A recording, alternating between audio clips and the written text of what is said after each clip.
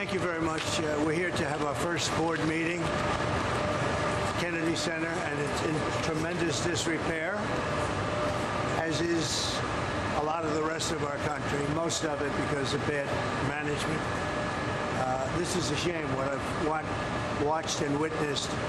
They spent a fortune, $250 million, and they built these rooms that nobody's going to use, rooms underground.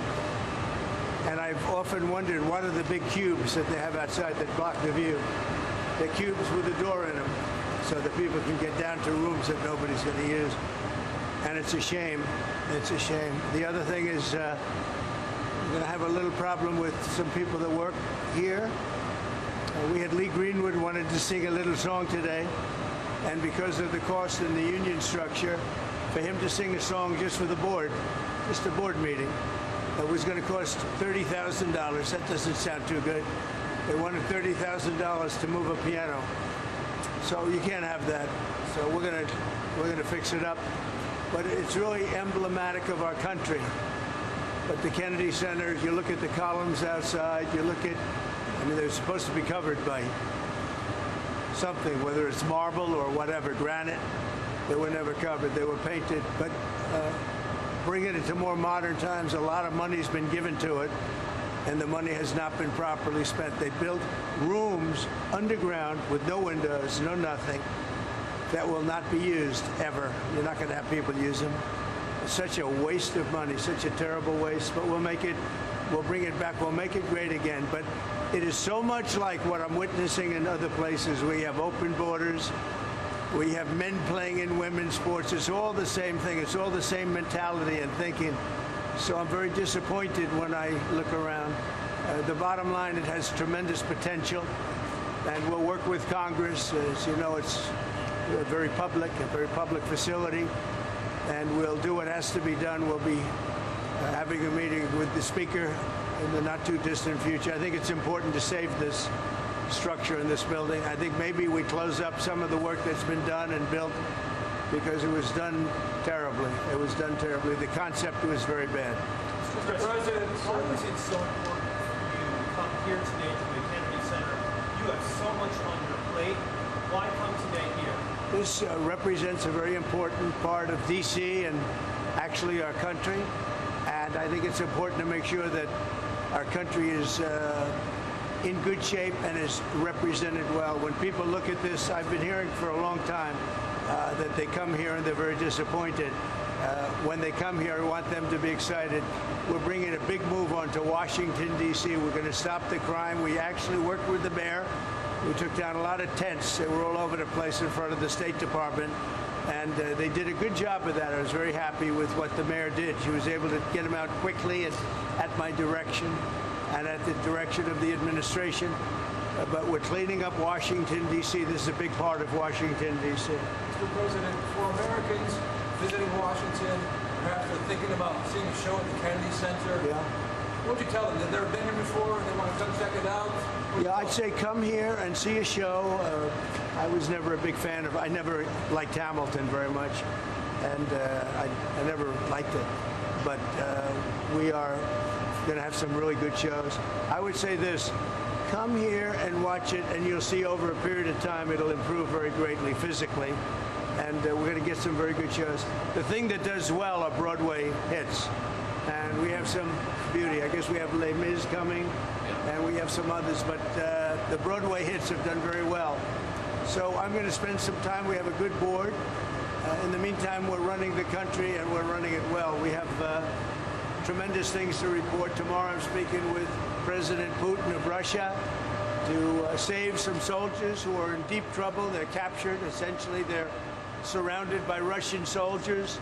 So I give you a lot of different things in one news conference, but it's a big deal. They're surrounded by Russian soldiers, and I believe if it wasn't for me, they wouldn't be here any longer. I was able to get them not to do anything at this moment, but it's a bad situation in Russia, and it's a bad situation in Ukraine.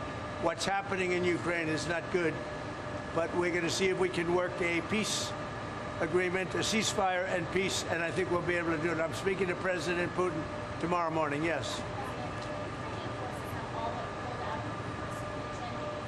Yeah. Do you think there was any effect of the pause on aid and intel to Ukraine that may have contributed to this loss of No, not at all. No, not, really the opposite. I think it was appreciated, and we have to understand, and you have to understand, that if I see somebody doing something bad that's going to cause a lot of death, the only reason I'm involved, and this is Russia and Ukraine, but a lot of people, it's humanity. I'm involved for humanity. A lot of people are being killed over there, and we had to get Ukraine to do the right thing. It was not an easy situation. You got to see a little glimpse at the Oval Office. But I think they're doing the right thing right now, and we're trying to get a peace agreement done. We want to get a ceasefire and then a peace agreement. And then counter to that, is it counter to that work for the peace agreement? Who you with? Russia and within DC, sir. Is it counter to that work for the peace agreement to have Russia specifically attack this region so strongly? So we're going to see how it all works out. This was Joe Biden's deal. This isn't Trump's deal. This is Joe Biden's deal. He gave $350 billion to Ukraine, and he shouldn't have done it. It wasn't secured. Europe gave $100 billion, and it was in the form of a loan. They get their money back. And they should actually have much more in it than us.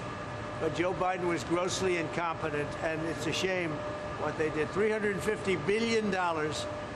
We could have rebuilt our entire Navy for that kind of money. Mr. President, sir, there were 18 Secret Service agents protecting Hunter Biden in South Africa this weekend. Who's paying for that, and do you plan to revoke the Secret Service protection? Well, we have done that with many. I would say if there are 18 with Hunter Biden, that will be something I'll look at this afternoon. Okay? Sir? I just heard about it for the first time. So you have 18 Secret Service going. Where is he exactly? In South Africa. In South Africa. And South Africa, you know, is on a watch list. You know that. Because what they're doing to people is brutal.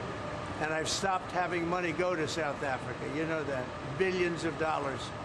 So he's in South Africa. That's very interesting. All right, I'm going to take a look at that. Thank you very much. A Catholic church in Wichita, Kansas over the weekend was vandalized, statues destroyed, glass smashed, graffiti all over the place. Church officials in Kansas call it a hate crime. I know you signed an EO eradicating anti-Christian bias. But sir, what more can the White House do to protect places of worship like St. Patrick's Church in Wichita, Kansas? Well, we're going to take a look. I love Wichita. You know, I got big votes there. We won that state by a lot. We'll take a look at that. When did this happen? This happened over the weekend, sir. Again, statues destroyed, glass Terrible. smashed. Yeah, I think it's a terrible thing. And this was a Catholic church. Yes, St. Patrick's Okay, Catholic I'm going to take a look at it. Perpetrated